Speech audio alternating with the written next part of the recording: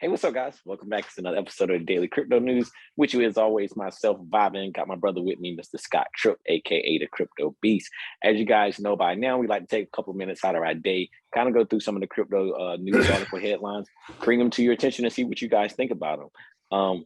Not much going on in the market today, so I'm gonna let Scott introduce himself, and then we'll jump right into the news. Yeah, for sure. Scott with BigONE, just handle the social media for the BigONE side, as well as do a little bit for Asia blockchain community. Excited to be here again for the start of the news this week. So yeah, let's go. Oh yeah, it was kind of that weekend where we kind of had that little mini pump again, and then the markets came up on Monday, kind of a little down. Bitcoin managed to get a little bit of support here, but I don't think it may not hold, but we'll see, right? But to go right into the crypto news today, the first article I got is actually going to be coming from thestreet.com. The headline reads, McDonald's under pressure to accept Musk's favorite crypto, Dogecoin. So buy your fries or chicken nuggets with cryptocurrencies. Fans of Dogecoin, which feature the image of a Shiba Inu dog as its logo and namesake, are pressuring the fast food giant to allow them to use their favorite cryptocurrency to pay for purchases in the restaurant. And they might win. It all started when McDonald's tweeted on January 19th a picture of French fries, offering to respond with a specifically photoshopped image to anyone snagging a fry. And then, they put the dog that snagged the fry, they put the fry inside the Dogecoin's mouth. And they kind of got like 7,000 retweets and likes on it. So McDonald's looked at it and they said, "We appreciate hearing your interest in continuously evaluate the payments experience." So that might be one of those things that might come up, here in the future, going into McDonald's and being able to use your Doge, now that they accept Ethereum and Bitcoin and maybe it might have been Litecoin as well, but I would just say Bitcoin and Ethereum for now. But just some good news coming out of the payment systems for cryptocurrency. For sure. So my first article is actually on the Russian FUD. I find this kind of funny. You have the bank saying to ban cryptocurrency, but here on the other side, Russian tech and political executives denounce crypto ban proposal. Telegram CEO Pavel Durov wrote that the proposed ban on crypto would destroy a number of sectors of the high-tech economy. In a recent post on his messaging platform, Russia's recent ban on crypto is drawing criticism from a number of big names, including Alexei Navalny's chief of staff, I'm not even going to say Leonid Volkov, and Telegram founder Pavel Durov. On Thursday, Russian central bank published a report proposing a blanket ban. However, it appears that the proposed ban isn't universally accepted in the country. A Saturday post by Telegram founder Pavel Durov stated that the proposed ban on crypto would destroy a number of sectors. So I find that interesting. You're having political executives or people that are in power saying, no, this doesn't make sense. Like, you got to pull back what you're trying to do. You're trying to swing your power around and it just ain't going to work. And it's going kind of what the both ways. States does. I seen an article today that said, Russia was looking at to banning mining and everything altogether as well, and with cryptocurrency. So we'll see how it plays out, right? So I don't know. I don't think it'll go that far, but we'll see. To go into my next article, we're going over to bitcoinist.com. There was the headline reads, Solana rocked by outages. And what has been a hard week for the space, Solana seems to have had it even harder with the issues with the network. It's not unheard of that a network goes out and has a period of downtime.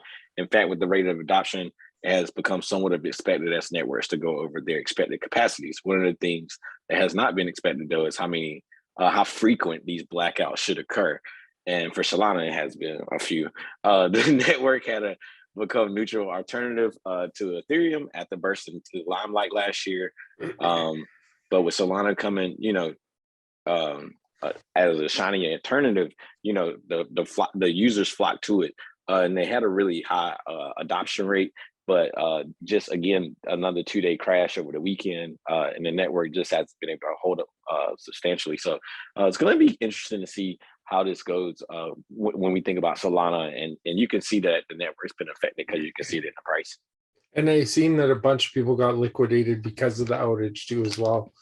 They couldn't sell. So when the price is dropping, right? It's just they're stuck, yeah. So my Yeah, next, so people are dumping. my next article is on Phantom. FTM overtakes Binance Smart Chain BCS for total value locked in DeFi.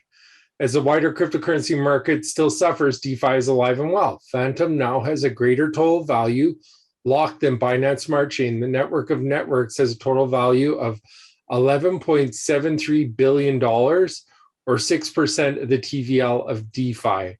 The Phantom network is a proof of stake network of blockchains that set out to solve scalability issues such as cost of transaction, transactions throughout TPS, and time to finality. On Phantom, each decentralized application runs on an independent blockchain. All the blockchains use latches, and all blockchains can talk to each other. Ethereum can be thought of as a decentralized computer. In contrast, Phantom can be thought of as a network of decentralized computers. That's kind of interesting.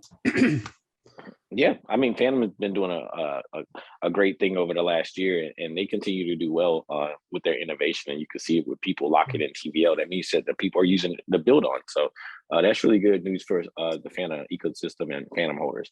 To my last article today, we're going to go over to Cointelegraph. The headline reads: "Blockchain-enabled digital fashion creates new business models for brands." So non-fungible tokens may have been disrupting the trillion-dollar fashion industry, but NFTs are just one piece of a much larger puzzle that is revolutionizing this sector. Rather, blockchain technology as a whole continues to be a game changer for the fashion industry. While blockchain supply, while blockchain-based supply chains served as some of the earliest use cases for how the technology could help detect fraudulent items, digital wearables being on blockchain networks are now coming to play. So they just go in and talk about how with they're going to have like this digital first type of model that they're going to have for fashion in the metaverse and stuff like that. And they said this is where collections are created digitally first, whether in-house or outsourced to a company. The digital process reduces time, energy, and capital, all of which are no longer required to preview collections prior to production. The digital collection can be superimposed on photos through digital tailoring. So this is super cool. It's like you don't have to, have all this big marketing trail and all of this stuff like they have to do with fashion now. They can just make it in one place online. People can see it on NFTs and even possibly put it on their NFT for a metaverse, and then potentially go out and buy it as well and have a wearable. So that's pretty cool. And my third article, this is interesting because I seen it on Twitter earlier, and now it's actually out in a news article. I guess this was more than one person that had this happen. Attackers exploit OpenSea loophole to snatch and resell rare NFTs. A bug in the OpenSea NFT marketplace has enabled hackers to snatch up rare NFTs from owners far below market value and resell them for hefty profits. At least 3 attackers exploited a bug on the marketplace, making away with over 1 million as of Monday, according to blockchain analytics firm Elliptic. One of the alleged opportunists bought a Mutant Ape Yacht Club NFT for $10,600 worth of Ether, selling it hours later for $34,800 worth of Ether. The exploit appears to originate from the ability to relist an NFT at a new price without canceling the previous price, Elliptic said in a report. Those previous listings are now being used to purchase NFT prices specified at some point in the past, which is often well below current market values or prices. One attacker, who goes by JPEG DGen Love, online paid roughly $133,000 for 7 NFTs before quickly flipping them on the platform for $934,000 worth of Ether. And the other thing that's funny about it is he did later compensate 2 of the victims, transferring a combined total of $75,000 worth of Ether, according to Elliptic. But he's in trouble, obviously. Like, they know who this guy is, or were able to get enough information to get him. But I think this will be interesting. But I don't want to keep this too long. Yeah, man, that's something super funny. Like that hacking. Well, not super funny, but it's something that happens on these that's been happening on OpenSea, and people just got to be careful. It's been a lot of scams lately, and they're only going to keep targeting more and more people. But To go over the last section, guys, we're going to jump over to trading view, take a look at the total crypto market cap and some of the dominance factors. Today we're looking at the total market cap at 1.63 trillion. So kind of just been bouncing around a little bit lower and then kind of consolidating, trying to find some support. The Bitcoin dominance is up to 42.46, which is kind of high, and the Ethereum dominance is actually made it down to 17.79. So there's some things to keep an eye out for, guys. Make sure you guys come by the Twitter Spaces. We're starting to host them at 7:00 p.m. Monday, Wednesday, and Friday, which is 12 a.m. UTC. But hope to see you guys there. And as always, guys, we appreciate you coming by, checking out the daily crypto news. We'll be back tomorrow. Talk to you guys soon. Have a wonderful start to your week. Bye for now. Thanks, guys.